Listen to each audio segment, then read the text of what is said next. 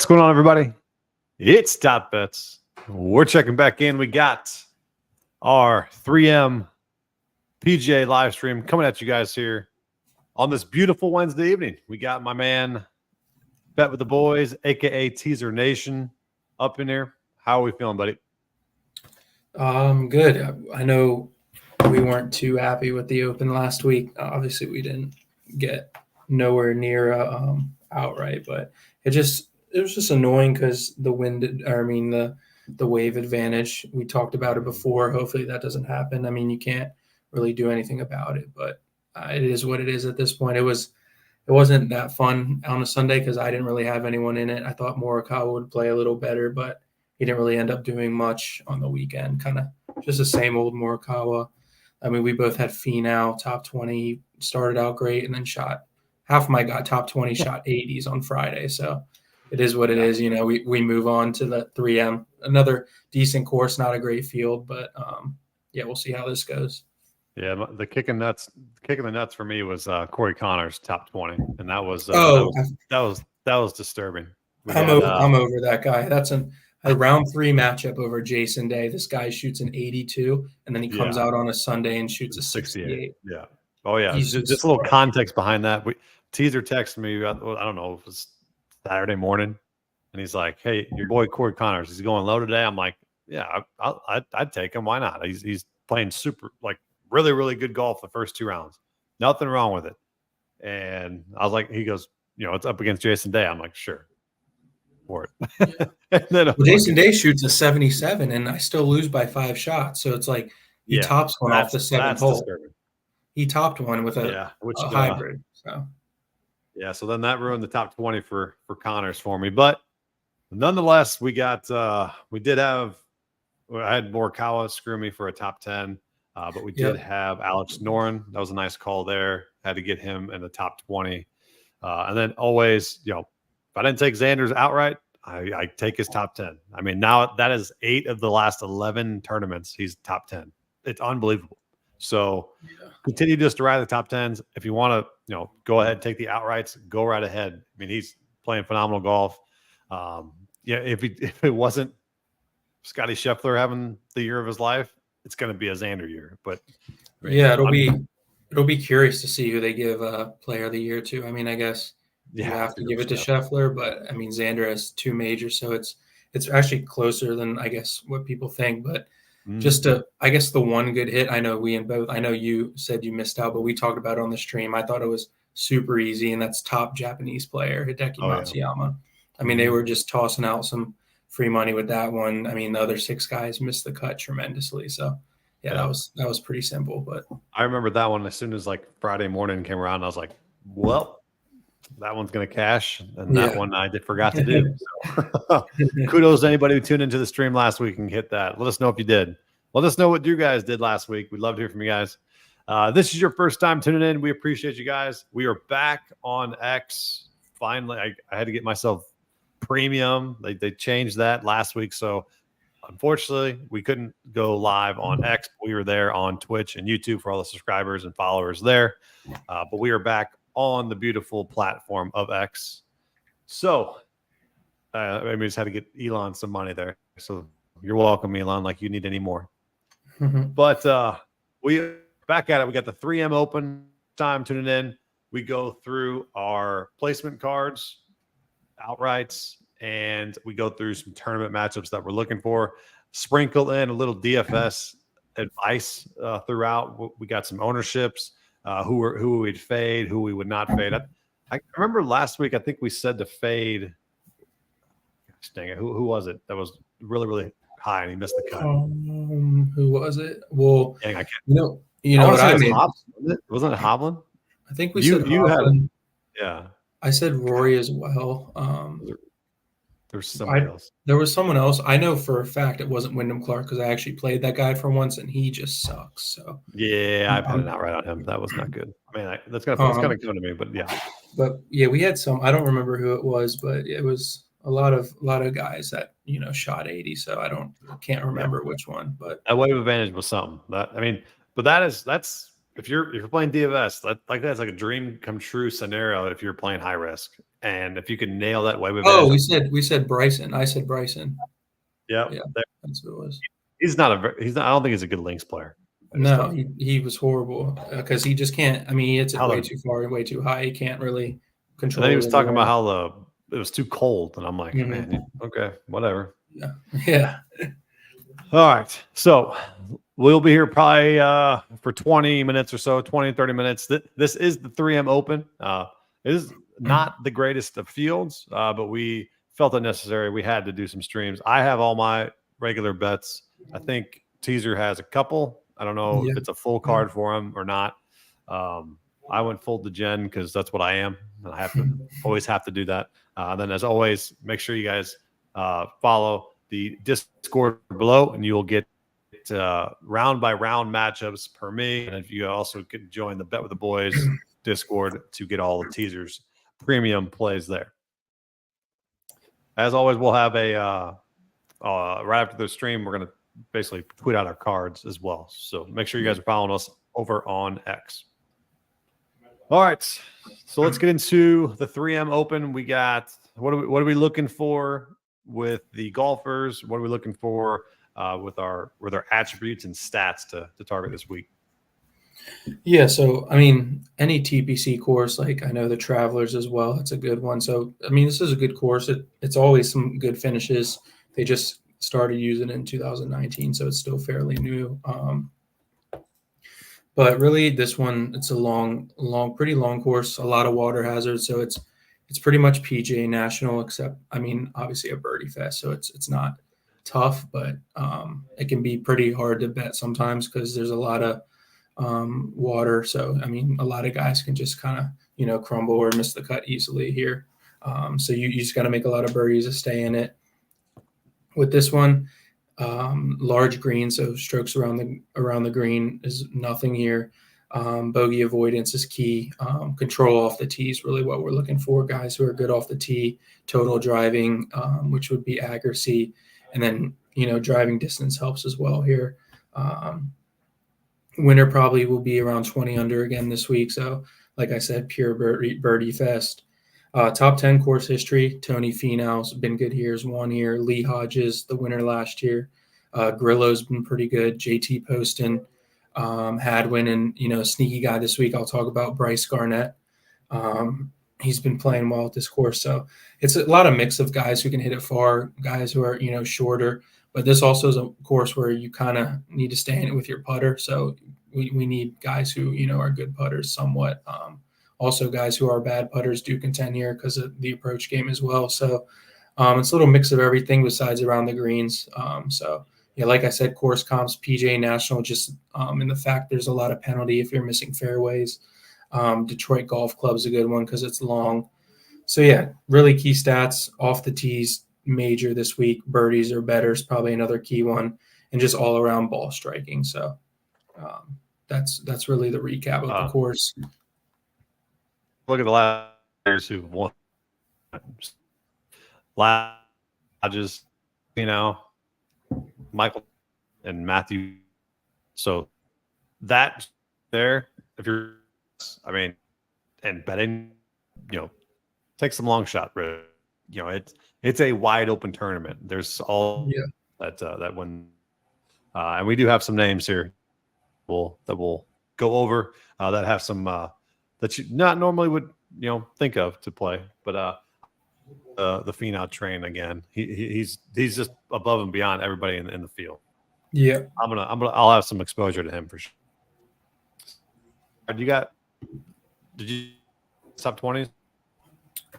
Yeah, I did a couple so far. Obviously the first one I know I'll just talk about him because I know we're both on him. Actually hasn't played here, so that's a little. I don't know if it affects how I think about it, but Akshay Bhatia plus 120, top 20. I know he missed people last. Yeah. Everyone was high on him last week.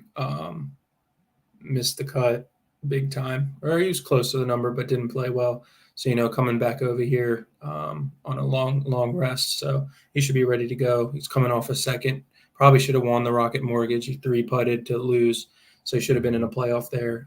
Travelers tied 5th.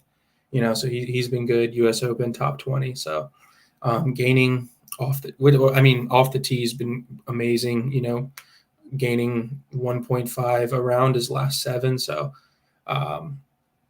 that's kind of what we're looking at. He's great off the tee. He's been contending lately. He's besides that missed cut last week, he's been very good. So, and he's one of those elite players, I would say, in the field. I mean, he's getting to that point. So I like a 20 to 1 as well outright, just to add that in there. Yeah, this is probably my favorite bet of the week with the top 20.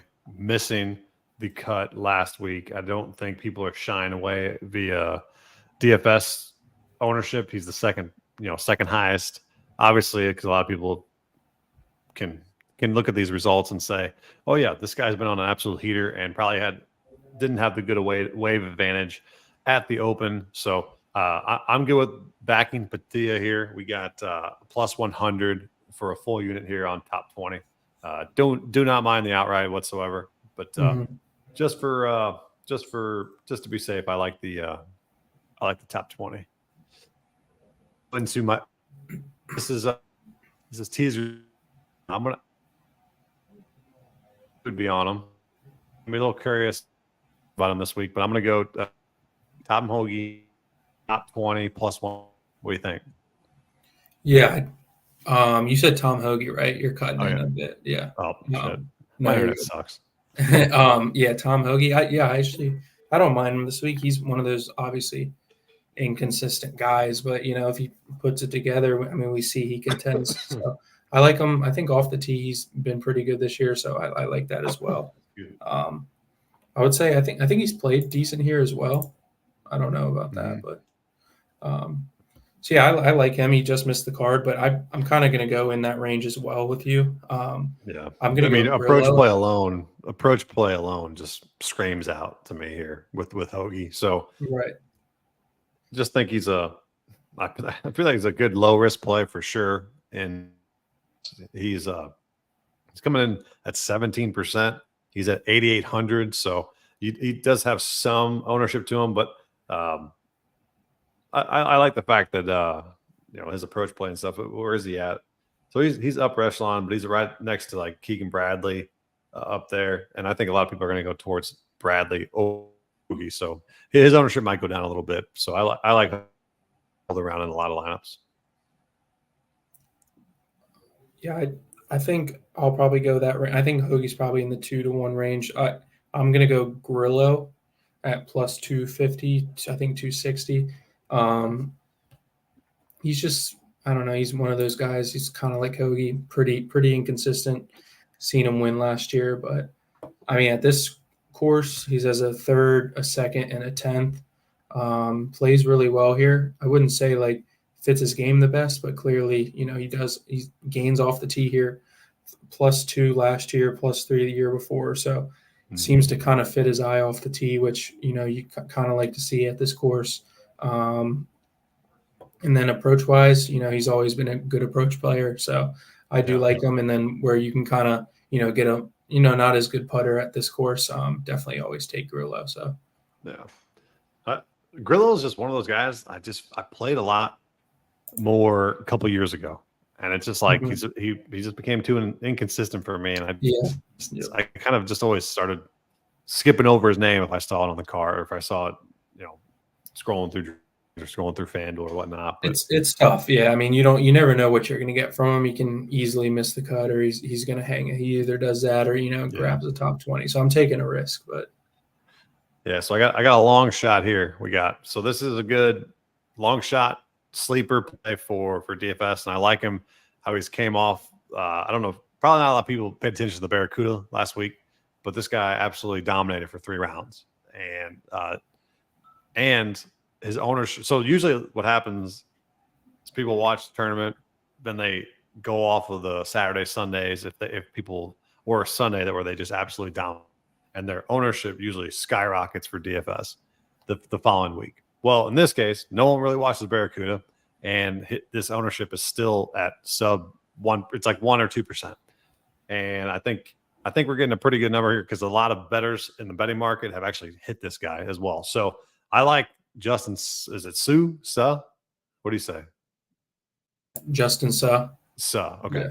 So it's Yeah, man, Justin Suh. yeah.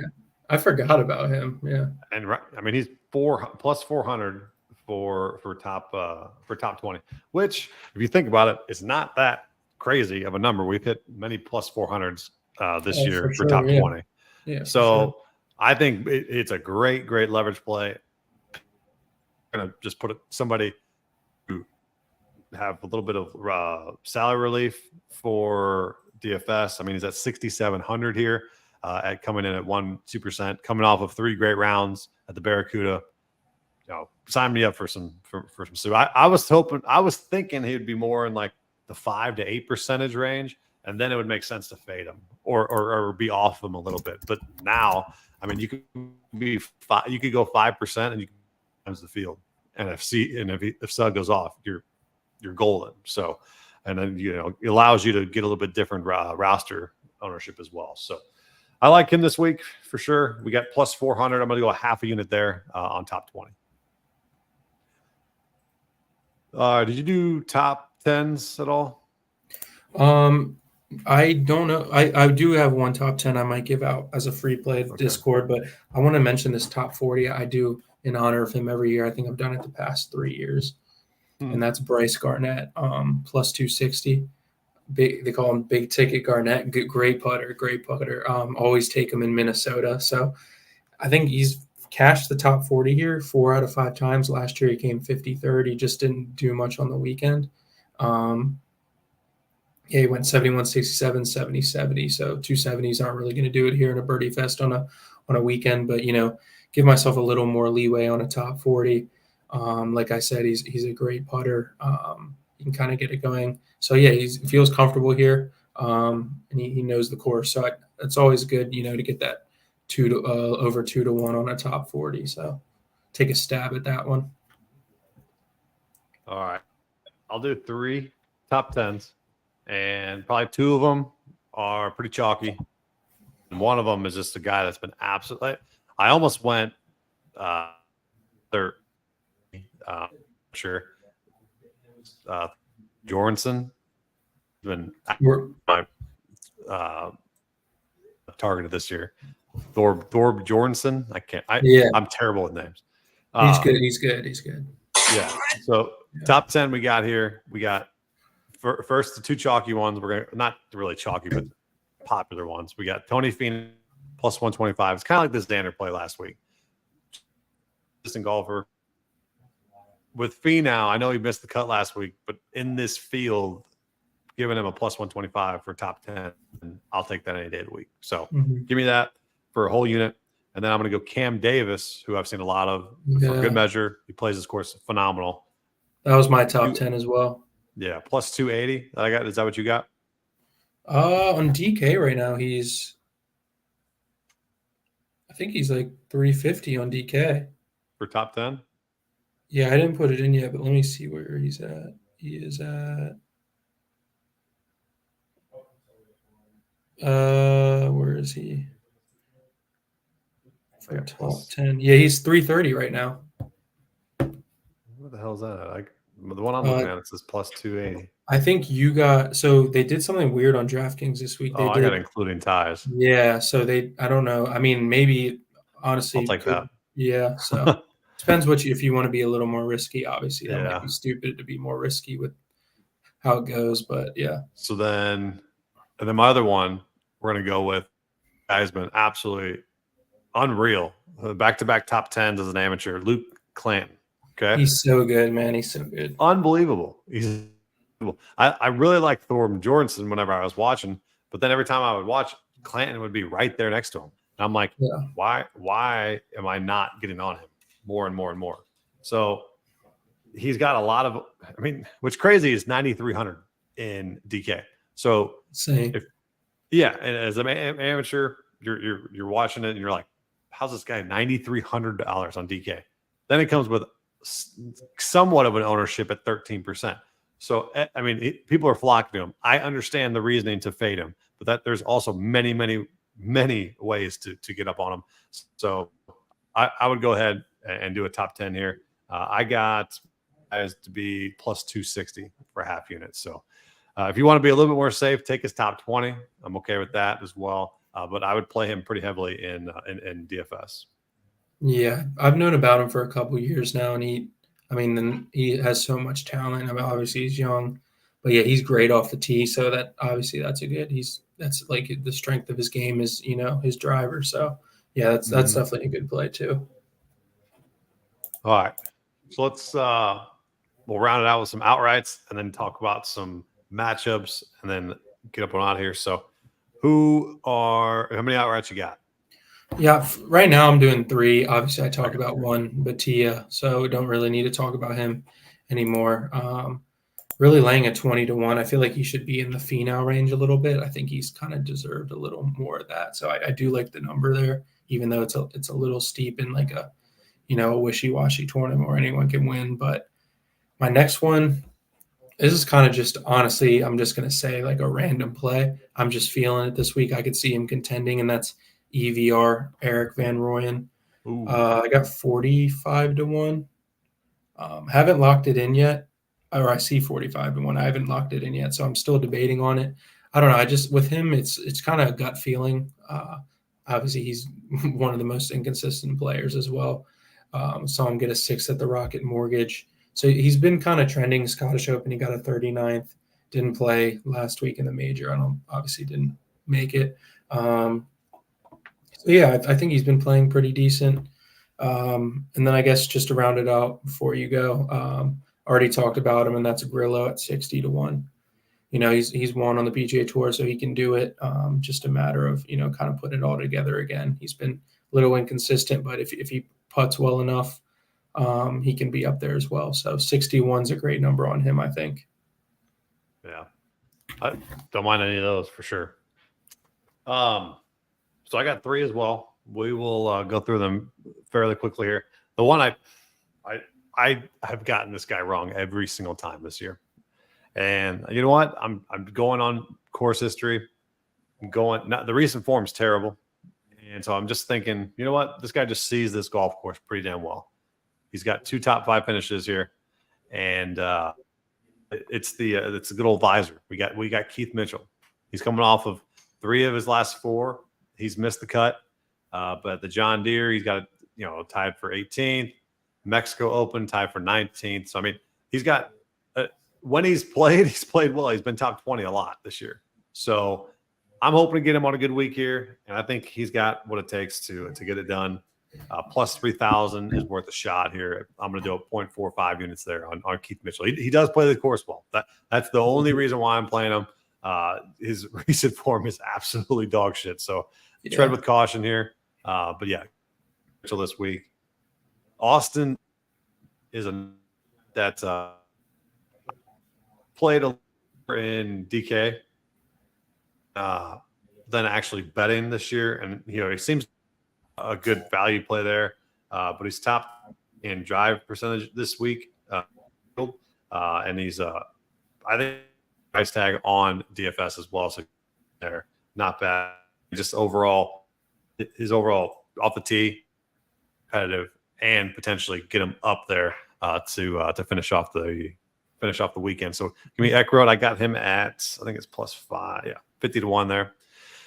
And then, man, this guy, I played him. I think I played him the week before he won on the tour. And it was either the week before. I think it was the week after. I can't remember off the top of my head. But Jake Knapp, he had that stretch where it was unbelievable. He's third, 28, first, and a 4th. Like, he was absolutely unbelievable. Then he just shit down his leg. But if you've watched him, he's actually came back into that same form with his approach shots and off the tee. So, the Travelers 48th, Rocket Mortgage 31st, then went 52nd at John Deere. But Barracuda, he was tied for 24th. But where I like looking at that Mexico Open there and seeing if it's a good course fit there with that.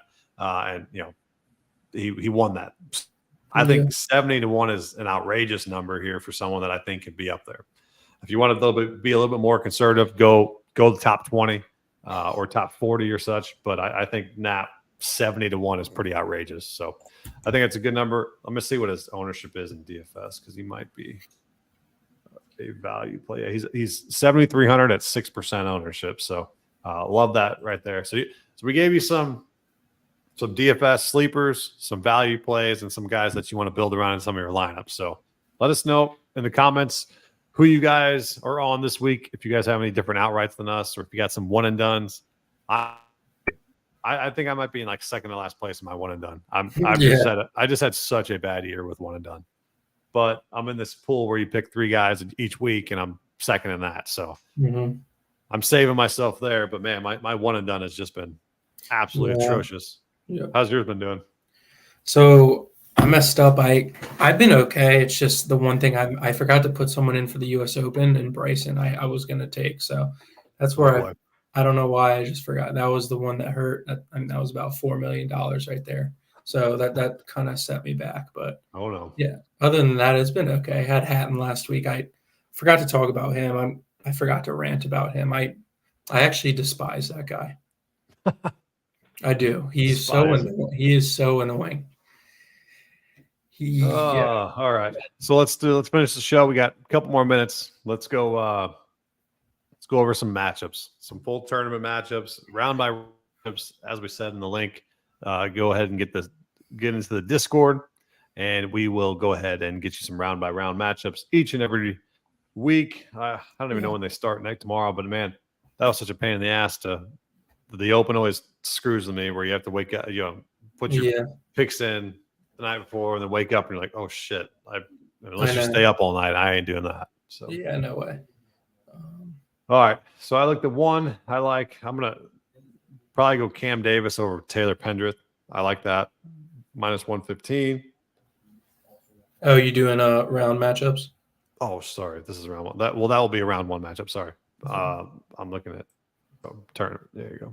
Oh, here's one guy we forgot to talk about. How about what do you like about? Do you like Billy at all this week? I literally was looking at that. I was gonna say I think he's 100% a fade, 1000% a fade this week. I mean, but he's going against Sam Burns, I think is another fade. You know how I feel about that guy. He is so, I mean, also, I know whoever's in the Discord, Sam Burns over 72.5 on Sunday. That was like, I mean, I appreciate the offer of free money there. I mean, he shot an 80. Yeah. It's classic Sam Burns. I mean, that's what he does. So Horschel, I think, he was in contention all week. I think that's going to kind of take a toll on him. So I think both of them, both in contention, I think they're fades for sure this week. I think didn't he come out with like a hype video, like to like shake it off and get to the next tournament or some shit? I don't know. It was just Horschel. Yeah, it was like super cringe. He's an odd guy, but I just couldn't believe he was the third, Saturday leader. I was like, what? I was very surprised too. He is playing well. I'll give him that. Like, that was a good showing. Also another guy who's obviously not in this tournament, but Russell Henley. That man is good, dude. In majors, he's always there. So just a nod to him. He's real good. Yeah, my favorite tournament matchup would be another guy we haven't talked about, who I think you will like as well. Poston over Kitayama. Poston has a great record here. And once again, another great putter. So I definitely will take him over Kitayama for sure. How about I just stay on the fade Taylor Pendrith and go Keith Mitchell over him, -115. You're big on Keith Mitchell. There you go. I gotta be. And then Cam Davis over Keegan Bradley, +105. Yeah, I like that one too. And then that's really it.